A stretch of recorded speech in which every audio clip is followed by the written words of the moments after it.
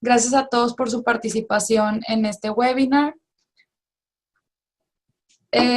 sobre la apatría en Argentina. Mi nombre es Ivonne Garza y soy la coordinadora de la red ANA, la Red de las Américas sobre Nacionalidad y Apatridia. La idea de esta serie de webinars de la red ANA es aprender de expertos en temas de nacionalidad y apatridia, ir mejorando nuestros conocimientos en estos temas y compartir información y experiencias de un lado del continente al otro. Desde que se formó la red en noviembre de 2014, hemos tenido una serie de webinars sobre las Bahamas, República Dominicana, Haití, Canadá, Tailandia, Chile, Perú, Uruguay y Colombia.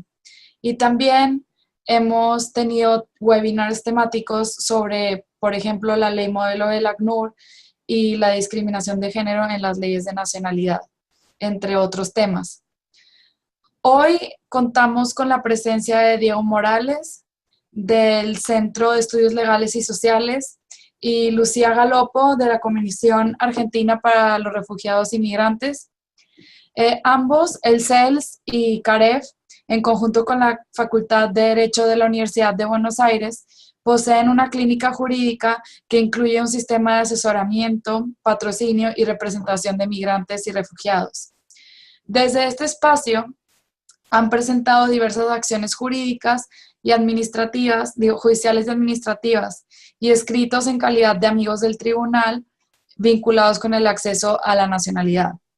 Con relación al tema de apatridia, han desarrollado diversas estrategias vinculadas a las obligaciones de los estados de asegurar inscripciones de nacimiento y entregas de partida en tiempo oportuno, o sobre las capacidades de todos los migrantes de inscribir y reconocer los derechos de los migrantes con relación a sus hijos e hijas. El día de hoy, Diego y Lucía nos presentan el marco legislativo argentino en materia migratoria, cómo ha cambiado con la reforma recientemente adoptada y el impacto que tiene para el tema de apatridia en el país del Cono Sur. Asimismo, Diego y Lucía hablarán de los casos de apatridia que han sido identificados en Argentina. Antes de empezar, quiero resaltar la estructura de la sesión del día de hoy. La presentación durará un máximo de 45 minutos y después tendremos un espacio para preguntas y respuestas en las que se abrirá la voz para todos ustedes quienes quieran participar. Para asegurar que todos nos escuchemos y podamos participar, voy a moderar la sesión de preguntas y respuestas después de la presentación de Diego y de Lucía. En este momento, todos sus micrófonos están silenciados. Al final de la presentación, cuando quieran participar, pueden simplemente levantar la mano a través del botón que se encuentra del lado de su nombre o escribirnos por el chat para pedir la voz. Cuando diga su nombre voy a prender su micrófono y ustedes podrán plantear su pregunta o su comentario a los presentadores. Les pido que cuando terminen de hacer su pregunta y comentario aprieten de nuevo el botón de silenciador, si no es que yo lo he hecho, para que así podamos mantener el orden y escucharnos todos. Este webinar estará grabado durante la parte de la presentación para poder hacerlo parte de nuestro archivo y proyectos de difusión desde la red, y ustedes podrán consultarlo en nuestra página de internet en la sección multimedia, al igual que el resto de los webinars que están ahí colgados. Esto con el fin de fomentar un diálogo abierto y profundo y directo sobre la temática del webinar.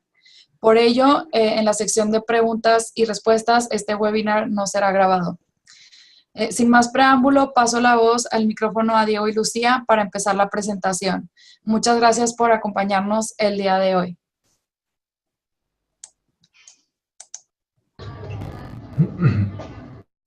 Entonces acá. ¿Ya estamos hablando? Sí, hola Diego. Buenos días. ¿Bien? ¿Qué tal, Ivonne? Sí. Bueno, acá estamos con Lucía y con Camila Carril de la Defensoría del Pueblo de la Ciudad de Buenos Aires, que también trabaja en la clínica de migrantes, ¿no? Así que, bueno, a ver, la idea básicamente tiene dos partes en esta presentación. La primera tiene que ver con las novedades, si se quieren, normativas que introdujo el gobierno argentino con relación a la regulación de las migraciones y la regulación de la ley de nacionalidad. Y la segunda parte tiene que ver más que nada con tratar de acercarnos al tema de apatridia desde un enfoque acerca de cuál es la jurisprudencia en materia de nacionalidad, cuáles son los distintos problemas en materia de nacionalidad que nosotros observamos, y en función de eso ver qué se puede compartir con ustedes acerca de la situación de apatridia en Argentina. Entonces, rápidamente lo que vamos a hacer en esta primera parte es hablar unos minutos cada uno de nosotros acerca de la cuestión de las reformas normativas que se introdujeron en Argentina y qué impacto tienen esas reformas normativas en ese sentido. La primera cuestión que tenemos que conversar o que tenemos que plantear tiene que ver con algo que se viene discutiendo mucho en Argentina, y es la siguiente. El gobierno argentino decidió modificar la ley de migraciones de Argentina y la ley de nacionalidad argentina a través de una herramienta excepcional que aparece en la Constitución argentina, y es la posibilidad que tiene el presidente de la Nación de dictar medidas que son eminentemente legislativas, es decir, funciones que la Constitución Nacional tiene reservadas exclusivamente al Congreso, pueden llegar a ser utilizadas por el presidente de la Nación en razones o en situaciones críticas o de excepción o de urgencia, dice la Constitución argentina. En ese contexto, el presidente planteó tres cuestiones que me parecen importantes tener en cuenta para mostrar o para discutir si esas razones existen en realidad en Argentina, que implicaron la reforma a la ley de migraciones y la ley de nacionalidad. La primera razón que alegó el gobierno argentino a través de un decreto de necesidad de urgencia, que su número es el 70, es el decreto de necesidad de urgencia 70 del 2017, que reforma la ley de nacionalidad 346 y la ley de migraciones 25871. El primer argumento del gobierno argentino que impide esperar los tiempos legislativos, que impide esperar al Congreso de la Nación que sesione, tiene que ver con el aumento de la delincuencia. Así es la frase o la terminología utilizada por el Poder Ejecutivo Nacional. Y que ese aumento de la delincuencia está vinculado con las migraciones. Y ello a partir del análisis de ciertas estadísticas que presenta el gobierno argentino con relación a las personas detenidas en el Servicio Penitenciario Federal.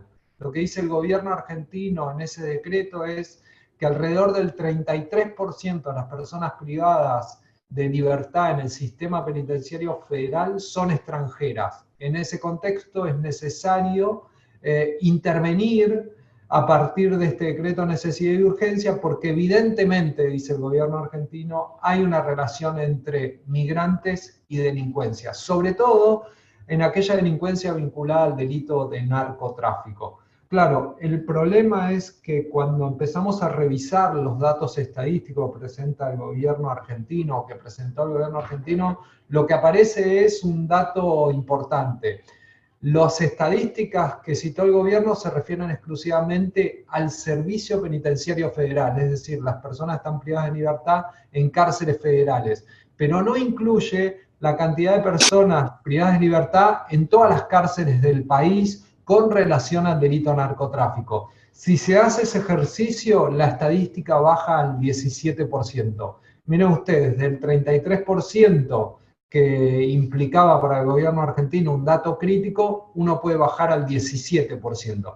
Pero si hace un zoom sobre el delito de narcotráfico en particular, lo que va a encontrar es que la mayor cantidad de personas extranjeras detenidas por el delito de narcotráfico se refiere a personas que fueron descubiertas o detenidas en el ámbito de fronteras, es decir, en el ámbito de zonas fronterizas donde el delito de narcotráfico tiene su relevancia y donde la selectividad penal opera con mayor frecuencia. Entonces, este dato nos llamó la atención porque implica una reducción del número de personas detenidas a un 17%, es decir, la mitad de las personas que mencionaba el gobierno argentino, y por otro lado se refieren a un delito en particular cuyo componente, uno de los componentes más importantes, es el tráfico transfronterizo, ¿no? Entonces, no es cierto que hay una sobrerepresentación de los extranjeros con relación a la seguridad pública, o no es cierto que son alarmantes los índices de criminalidad en general. Y a la vez, cuando volvimos a analizar el decreto, lo que dice el gobierno argentino es cómo puede ser, así lo dice el texto del decreto, que si un 33% de las personas privadas de libertad son extranjeras, la sobrerepresentación con la cantidad de personas que vienen a Argentina y son extranjeras es alarmante.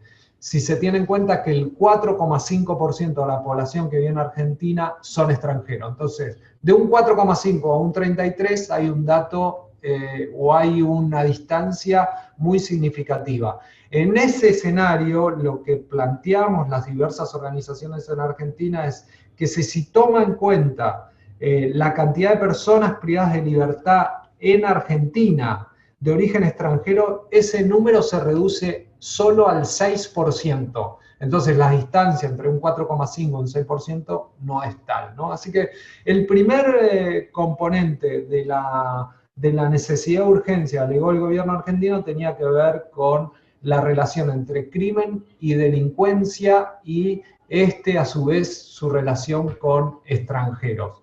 Demostramos que esta relación no era así. El segundo argumento que utilizó el gobierno argentino tenía que ver con la demora en los expedientes administrativos y judiciales. El gobierno argentino dice que la demora en algunos expedientes, no identifica cuántos, dice algunos, y después dice la demora en un expediente particular, se puede advertir que los trámites migratorios, administrativos y judiciales duran alrededor de 8 años. En ese contexto, lo que dice el gobierno argentino es necesario reducir los plazos. Y por eso no hay ningún tipo de análisis acerca de dónde está la demora, si la demora es causa o provocada por la autoridad migratoria o por la autoridad judicial. Lo que concluye el gobierno argentino es que la demora es producida por los propios migrantes. Por lo tanto, la nueva ley de migraciones o el DNU que reforma la ley de migraciones debe evitar que los migrantes tengan plazos excesivos para impugnar decisiones administrativas o judiciales. Y por eso, después lo vamos a ver con Camila, la duración de los plazos de impugnación ahora se redujo en Argentina a tan solo 3 días hábiles, ¿no? Y la tercera cuestión, que la vamos a desarrollar más adelante, tiene que ver con lo siguiente. Los migrantes habían utilizado el trámite migratorio, el trámite de nacionalidad, como una especie de alternativa a la regularización. Y eso para el Estado argentino es hacerle trampa a la ley. Si el migrante, en lugar de iniciar el trámite migratorio, inicia el trámite de nacionalidad, lo que quiere hacer el migrante es engañar al Estado argentino. Por lo tanto, era necesario reformar la ley de migraciones y la ley de nacionalidad para que los migrantes no se aprovechasen de las condiciones legales que ofrece Argentina, ¿no? Esos son los 3 temas o los 3 asuntos que expresa el gobierno argentino para reformar la ley de migraciones y la ley de nacionalidad. Como habrán visto, el problema para el gobierno argentino es el migrante. El problema está en las personas migrantes, son las personas migrantes las que cometen delitos, son las personas migrantes que al demorar sus trámites administrativos y judiciales aumentan la probabilidad de que se cometan mayores delitos en Argentina, y son las personas migrantes las que se aprovechan de las condiciones legales que ofrece Argentina para engañar al país. Ese es si se quiere, el análisis o la estructura sobre la cual seguía el gobierno argentino para reformar su ley, ¿no? Así que ahora le paso la palabra a Camila para detallar las cuestiones en materia de garantías de debido proceso, ¿no? En este contexto, en este escenario, el gobierno argentino decidió modificar la ley con unos impactos muy significativos. Le paso la palabra a Camila. Gracias, Diego. Hola, ahí está. ¿Cómo va? Bueno, esto que venía diciendo Diego sobre la modificación en relación a los plazos que estableció el decreto 70 para interponer recursos. Se pone la cabeza, o sea, se pone el tema en cabeza del migrante, que se dice que es el migrante el que demora, cuando en rigor lo que se estuvo viendo a lo largo de los años es que es la administración pública la que demora en resolver los expedientes migratorios, no el migrante. No obstante, se modificó a 3 días el plazo para interponer el recurso, que ahora solamente hay un único recurso, que es el jerárquico. Antes había una oferta recursiva que abarcaba desde un recurso de reconsideración, jerárquico, alzada, e inclusive para actos firmes el recurso de revisión, y ahora toda esa oferta recursiva se suprimió, quedando únicamente el recurso jerárquico, que el migrante tiene que interponer en 3 días y en forma fundada. Imagínense un migrante que no va a saber tampoco que tiene la posibilidad de contar con defensor público para poder interponer este recurso, que pueda interponer un recurso en forma fundada, porque es objeto también de rechazo en límites si el recurso no está fundado, y de rechazo también en sede judicial si no está fundado y tampoco tiene patrocinio. Entonces, tenemos por un lado esta modificación que hace que el migrante en 3 días tenga que interponer un recurso jerárquico en forma fundada, y por otro lado también vamos a ver que no se pone un plazo a la administración pública igual para resolver los recursos. Eso se mantuvo como estaba en la ley anterior. Y también estos recursos, este procedimiento abreviado, no solamente alcanza los casos antecedentes penales, que son los que Diego mencionaba que son el sustento del Estado, digamos, para modificar la ley, sino también aquellos migrantes que, por ejemplo, ingresaron por paso no habilitado. ¿Qué significa? Un migrante que ingresó por paso no habilitado, que es una mera infracción administrativa, también se va a ver sometido a un procedimiento abreviado, en el cuyo marco en 3 días solamente va a tener que interponer un recurso. ¿Qué genera esto también? Que el migrante no llegue a interponer el recurso en general. ¿Por qué? Porque también se modificó el procedimiento de notificación de las personas. Anteriormente a la ley había un procedimiento que en general Migraciones aplicaba un procedimiento de citación al migrante, que se le informaba en su domicilio que tenía que ir a notificarse de una disposición. Ahora lo que hizo Migraciones es modificar esta ley disponiendo que el migrante va a ser notificado en su domicilio, en el constituido, y también aplica las notificaciones electrónicas, que ya existían esos mecanismos de notificación, pero estaban establecidos por disposición administrativa, y ahora le dieron rango legal en realidad con este decreto, con lo cual un migrante que informa su correo electrónico a Migraciones va a recibir en su correo electrónico una notificación de una orden de expulsión, frente a la cual va a tener 3 días para interponer un recurso. Fíjense que lo que se genera es que el migrante probablemente no llegue a interponer el recurso en forma fundada, a conseguir un abogado en ese plazo exiguo que le dio digamos, la ley actual.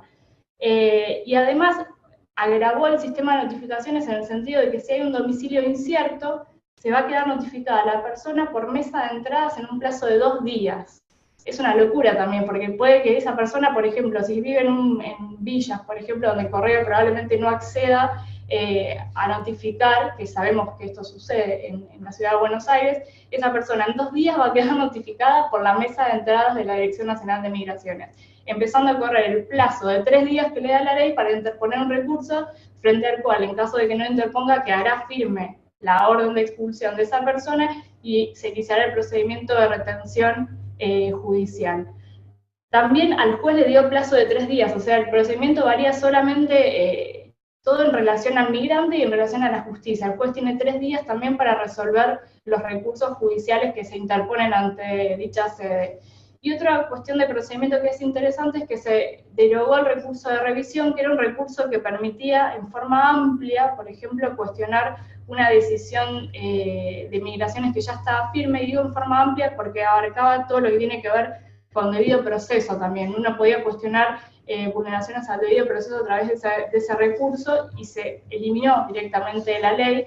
Y si una persona hoy, ¿cómo sería una aplicación práctica? Tiene, por ejemplo, familia en Argentina, y de repente fue expulsada, pero esa orden de expulsión no contemplaba la situación familiar porque la familia la tiene hoy. No podría cuestionar por esa vía de recurso que estaba establecida en la ley en forma amplia, sino que tendría que ver las alternativas que le deja la Ley de Procedimiento Administrativo de Argentina, que son mucho más acotadas en términos de acceso a la justicia, me refiero. Creo que eso es lo que quería mencionar en temas de recursos. Ahora Lulo, que va a hablar un poco es el tema de las excepciones a la vía, bueno, de las excepciones por reunificación familiar, que son otros aspectos de procedimiento que son interesantes para reforzar y que la ley modificó. Creo que muy bien. Gracias, Camila. Bueno, hola a todos y todas los que nos saludé antes. Bueno, siguiendo con esta idea de comentar las modificaciones que introdujo este decreto, como les mencionaba Camila, una de las modificaciones que realiza el decreto es cuáles son las situaciones excepcionales por las que las personas migrantes sometidas al proceso de expulsión pueden solicitar la permanencia en el país. La Ley de Migraciones, en su redacción original, traía de las convenciones internacionales el derecho a la reunificación familiar y a la vida en familia, y lo consagraba como un principio rector de la Ley de Migraciones. Sin embargo, todos aquellos migrantes que estén sometidos a expulsión por esta nueva modificación normativa tienen limitado el acceso a esa situación excepcional solo en principio para aquellos delitos menores, porque otra cosa que no sé si quedó del todo clara es que el decreto lo que hace, además de agravar la situación de los migrantes con antecedentes penales, es ampliar los supuestos por los que se pueden expulsar a migrantes, aun cuando ya tengan residencia, por delitos menores que antes no estaban dentro de los previstos por la ley. Es decir, bajo la excusa del aumento de la criminalidad y de la narcocriminalidad, se puede someter a proceso de expulsión a cualquier persona que haya tenido un conflicto con la ley penal, incluso aquellos delitos que no tienen nada que ver con el delito de narcotráfico. Para aquellas situaciones en las que el delito sea menor y la persona alegue tener familiar argentino, tiene que poder probar que tiene un vínculo con un familiar argentino. En algunos de los supuestos solo se admite familiar nativo argentino, es decir, si su familia migró con él y se radicó en forma permanente en el territorio nacional, no puede ser interpuesta como supuesto de excepción a la expulsión. Y por otro lado, tiene que demostrar ante la autoridad migratoria el vínculo con la documentación y el vínculo afectivo y económico, sin que se determine un procedimiento objetivo para dicha determinación. Básicamente lo que está haciendo este decreto, con todo lo que estuvimos comentando en estos minutos, es aumentar enormemente la capacidad de decisión de la Dirección Nacional de Migraciones y darle un margen de arbitrariedad mucho más amplio del que ya tenía en la práctica, y dejarlo, digamos, consagrado en la normativa. Por otro lado, la dispensa se denomina por reunificación familiar, solo puede ser alegada ante la Dirección de Migraciones. No puede un juez rechazar una expulsión a la que es sometida a revisión judicial cuando corresponde por temas de reunificación familiar. Solo es facultad de la Dirección de Migraciones. Es decir, la Dirección de Migraciones solo tiene facultades para determinar sobre la vida familiar de las personas, sobre las razones de su permanencia o no en el territorio nacional, y para resolver sus propios recursos, porque se eliminaron recursos administrativos por los que se podían revisar las decisiones administrativas. Ese es básicamente el panorama actual con la nueva reforma del decreto 70 de este año. Y avanzando un poco sobre lo que tiene más que ver con la situación de la nacionalidad y la patria en Argentina, como mencionó Diego al principio, también se reformó la ley 346, que es la ley que rige la nacionalidad, y se introdujo un cambio que es que para poder solicitar la ciudadanía argentina por naturalización, las personas migrantes tienen que contar con 2 años de residencia regular en el país. El sistema de nacionalidad que tenemos en Argentina no permite que existan apátridas nacidos en el territorio. Nosotros tenemos ambos sistemas, el sistema del territorio y el sistema de sangre, con lo cual los hijos de argentinos nacidos en el exterior tienen derecho a la ciudadanía argentina, y cualquier persona nacida en el territorio nacional adquiere automáticamente la ciudadanía argentina. Pero sí tenemos, no muchos, pero tenemos situaciones de migrantes apátridas o en situación de apatridia. Y ahí es donde esta modificación en la ley de ciudadanía puede llegar a generar algún impacto sobre estas personas. Como para poner un poco en la situación, de hecho, de las normas argentinas, para que después Diego y Camila avancen sobre las causas más recientes, vamos a repasar que nosotros en Argentina tenemos ratificadas, fuimos adheridos a todas las convenciones sobre refugiados, sobre Estatuto de las Personas Apátridas y sobre prevención de la apatría, y formamos parte del Plan de Acción de Brasil. Con lo cual, a nivel regional e internacional, estamos dentro de todos los mecanismos que se requieren para prevenir y evitar la apatría en el país. Sin embargo, no tenemos actualmente una ley que determina el procedimiento a nivel local. Tenemos una ley de protección a refugiados, que es la que establece la creación de la Comisión Nacional de Refugiados como órgano de aplicación, pero no incluye o no expresa en esa ley la inclusión de las personas apátridas. Con lo cual, en la actualidad no tenemos un mecanismo de determinación de la apatría. Hubo un proyecto de ley en el año 2015 que corrió por las comisiones del Congreso de la Nación que le correspondían, pero que después finalmente no avanzó, y en febrero de este año se venció ese proyecto, con lo cual ya no se le puede dar tratamiento parlamentario. Tenemos entendido que hay un proyecto en trabajo por parte del Estado argentino, pero no hemos accedido a ese texto, con lo cual solo conocemos de aquel proyecto del 2015 que no llegó a ser ley.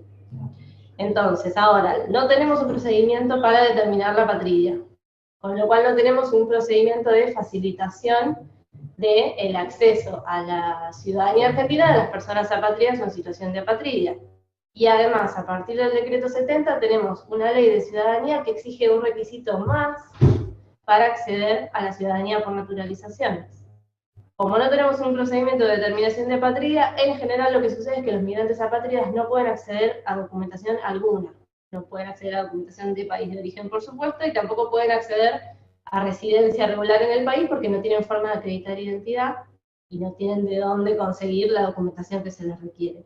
Con lo cual, esta nueva modificación, lejos de mejorar o de ordenar la situación de la ciudadanía, de los procedimientos de ciudadanía, puso en situación más gravosa a aquellas personas que estaban en situación de apatría o eran apátridas aunque no tuvieran la declaración, y no tenemos mecanismo de protección actual previsto para mejorar su situación. Esa es brevemente la situación actual. Vuelvo a darle la palabra a Diego para que les cuente algunas de las situaciones más recientes en el tema. Sí, básicamente lo que mencionó Lucía tiene que ver también con poner en duda por parte del Estado Nacional o modificar por parte del Estado Nacional una jurisprudencia se fue construyendo con el tiempo, y en particular una jurisprudencia se consolidó en el año 2009 a partir de un fallo de la Corte Suprema que se llama Ni Shin, que tiene que ver con lo siguiente. Para la ley de nacionalidad argentina, o la interpretación más adecuada de la ley de nacionalidad argentina, la acreditación de la residencia en Argentina es una cuestión de hecho. Y si es una cuestión de hecho, la forma de probar la residencia en Argentina a los fines de acceder a la nacionalidad que está regulada en la propia Constitución Nacional, que exige la permanencia en el país de 2 años, cualquier medio de prueba es suficiente. ¿Qué queremos decir con esto? Que, por ejemplo, la acreditación de partidas de nacimiento de sus hijos, la acreditación de datos concretos acerca de cómo vive la persona en Argentina, desde qué fecha ingresó, la presentación de testigos, podrían ser elementos de prueba importantes para que el juez conceda la nacionalidad argentina. En cambio, lo que plantea el gobierno ahora con esta reforma es que solo será posible acreditar 2 años de residencia en Argentina si existe una definición por parte de la autoridad migratoria acerca de si esa persona estuvo en Argentina de manera legal o no lo estuvo. Es un dato, un cambio significativo dentro de las alternativas de regularización que tenían personas apátridas en Argentina. Una posibilidad es la acreditación por cualquier medio de prueba de la residencia en Argentina, y otra cosa muy distinta, otra cuestión muy distinta es acreditar 2 años de residencia legal previas al pedido de nacionalidad en Argentina. Entonces, lo que hace el decreto de necesidad de urgencia 70 al modificar la ley de nacionalidad es eliminar esta alternativa o reducir esta alternativa que tenían todos los migrantes de acceder a una nacionalidad argentina como herramienta de documentación o como herramienta de regularización. Y en ese sentido, como una herramienta que podría servir dentro de las medidas que pueden adoptar los estados para combatir la apatridia en Argentina, ¿no? Entonces, este es un dato importante.